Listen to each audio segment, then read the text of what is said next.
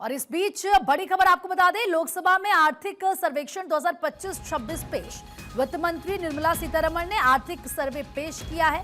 आर्थिक सर्वे में आर्थिक वैश्विक मुद्दों पर कुल 16 चैप्टर शामिल है। आर्थिक सर्वे के अनुसार रियल जीडीपी बढ़ी है। जीडीपी वृद्धि दर को 6.8% से 7.2% के बीच रहने का अनुमान है। तो वहीं नई सीपीआई सीरीज का महंगाई पर असर पड़ेगा। भारत का इलेक्ट्रॉनिक सेक्टर दूसरा बड़ा निर्यात है और ये जो बड़ा निर्यात क्षेत्र बनने की दिशा में है। आर्थिक सर्वे में एआई पर अलग से चैप्टर बनाया गया है, क्योंकि आज के दौर में एआई यानी कि आर्टिफिशियल इंटेलिजेंस एक बहुत बड़ा आप देखिए मुद्दा है और इसी पर अलग से आर्थिक सर्वे में चैप्टर भी बनाया गया है। आर्थिक सर्वे यानी कि 2025 से लेकर 2026 के बीच किस तरीके से जो सरकार ने पैसा खर्च किया है अलग अलग सेक्टर्स में, किस तरीके से काम उससे हुआ है, ये तमाम पूरी एक साल भर की इंफॉर्मेशन, पूरी जानकारी इन डिटेल यहां पर पेश की जा रही है। वित्त मंत्री निर्मला सीतारमण की तरफ से उन्होंने यह आर्थिक सर्वे पेश किया है।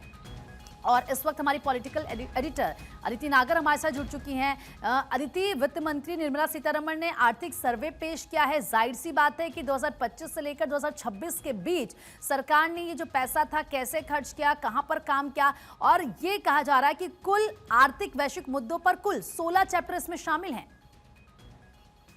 बिल्कुल, देखिए हर बार जब भी बजट पेश होता है उससे पहले इकोनॉमिक ग्रोथ, जो इंडिया की इकोनॉमिक ग्रोथ है एक साल की, वो कैसी रहती है, डोमेस्टिक डिमांड कैसी होती है, ग्लोबल एनवायरनमेंट कैसा चल रहा होता है, उसका इम्पैक्ट क्या होता है, तो ये इकोनॉमिक सर्वे में पेश किया जाता है। ये बताता है कि कितने फ्रेजाइल हम किस सेक्टर में रहे हैं, कितने स्ट्रांग रहे हैं। तो एक ऑप्टिमिस्टिक व्यू पूरे जीडीपी ग्रोथ का बताया जाता है। अब आप देखिए कि यहाँ पर इकोनॉमिक सर्वे एस्टिमेटेड जो इंडिया की पोटेंशियल है, ग्रोथ पोटेंशियल, उसको लेकर रखा गया है।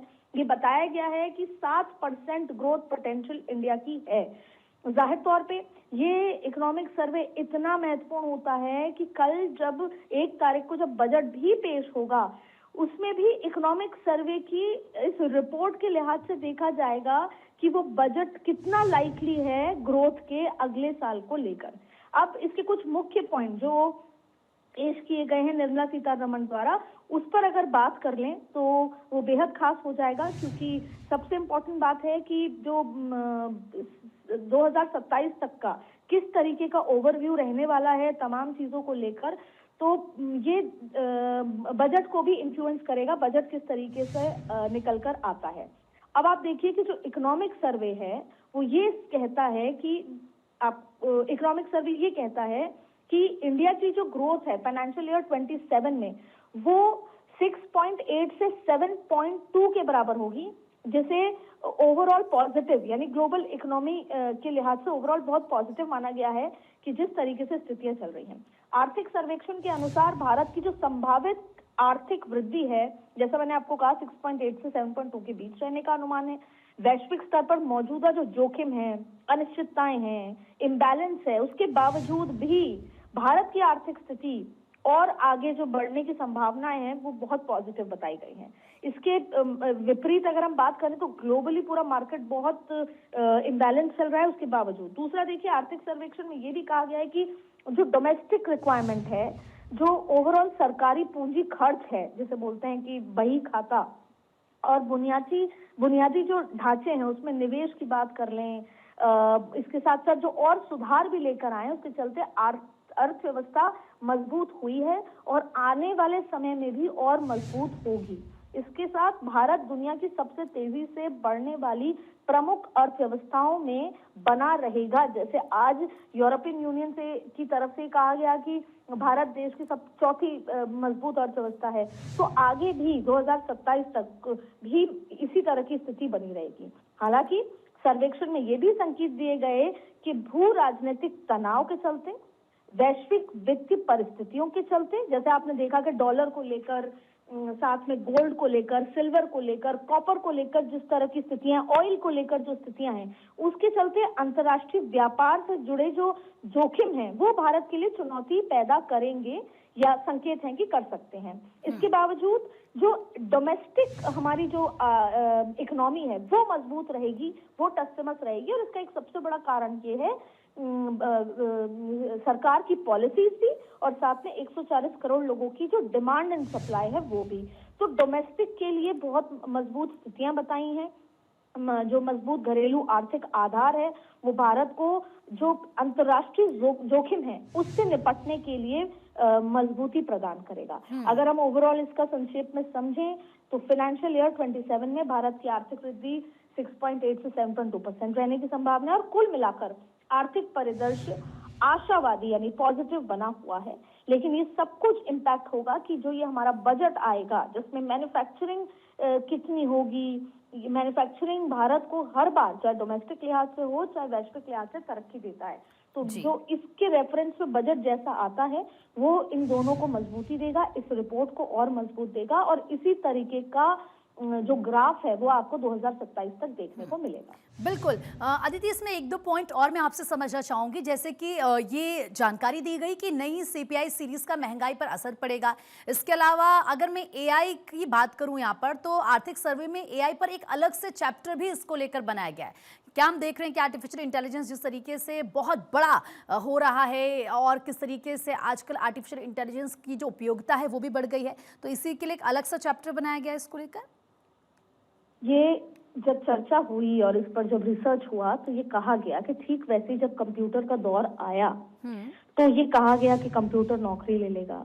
एआई का तो सबसे पहले तो एआई का जो ये भ्रम है कि ये अफेक्ट करेगा नौकरियों को या बाजार को, तो एक तो ये डर खत्म करना होगा। हम जिस डेवलपमेंट की बात करते हैं उसमें एआई का सहयोग लेना बेहद जरूरी है। एग्जाम्पल के तौर पे आपको याद होगा कि पहले रेल का बजट अलग से आता था, लेकिन अब रेल का बजट इसी में कंबाइंड आता है। और आज जब रेलवे चलती है तो आप देखिए कि इतने ज्यादा अलग तरीके के फाइबर और बहुत सारी इंटेलिजेंस उसमें यूज हो रहा है, जिसमें एक को ड्राइवर होता है, ड्राइवर के अलावा भी एक एआई को ड्राइवर होता है। कई बार धुंध में आपको रेड लाइट नहीं नजर आती तो वो जो एआई को ड्राइवर वो आपको बताता है। अर्थात ऐसे आईटी डिपार्टमेंट की बात कर लें, ओवरऑल सरकार ये बताना चाहती है कि उनकी पॉलिसी उनके अलग अलग सेक्टर में एआई का सकारात्मक इस्तेमाल हो और एआई से बाजार डरे नहीं। ये दोनों चीजों को हैंड इन हैंड लेना है।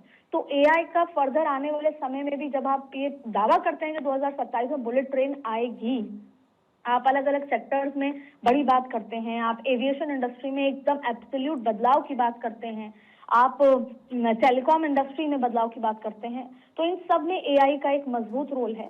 लेकिन एआई को किस सकारात्मक तरीके से इस्तेमाल करना है जो हमारी जीडीपी में उछाल ला सके, ना कि इंडस्ट्री में या डर पैदा कर सके। तो इसका एक बहुत उल्लेख दिया गया है कि एआई को किस पॉजिटिव तरीके से हमको साथ लेकर आगे बढ़ने की जरूरत है, जो कि उसके सपोर्ट से हमारा जो ग्राफ है ग्रोथ का वो और बढ़ाया जा सकता है, ना कि हमें ये डर पैदा हो।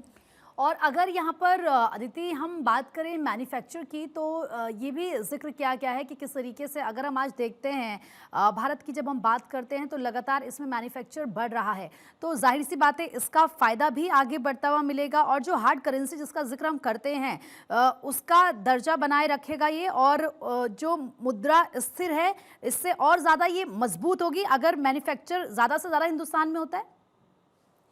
ये बात सही है कि मैन्युफैक्चरिंग के लिहाज में भारत अभी उतना मजबूत नहीं है जी। और चाइना अगर मजबूत है तो उसकी मैन्युफैक्चरिंग यूनिट्स की वजह से है। अमेरिका सोचता है, अमेरिका इनोवेट करता है और तुरंत चाइना बना लेता है। आज चाइना ने अपने मैन्युफैक्चरिंग हब के चलते, उसकी मैन्युफैक्चरिंग जो पॉलिसी के चलते वो अपने आप को एक बहुत बेहतर स्थिति में ले आया है।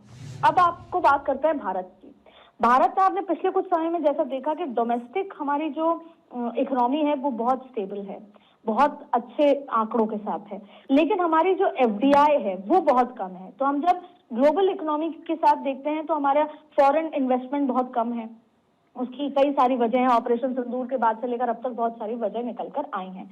इसीलिए आपने देखा कि प्रधानमंत्री मोदी के जो दौरे होते हैं उसमें हम बार बार फोकस करते हैं और बाहर की बड़ी कंपनियों को भारत में निवेश और भारत में अपनी फैक्ट्रीज लगाने की बात करते हैं।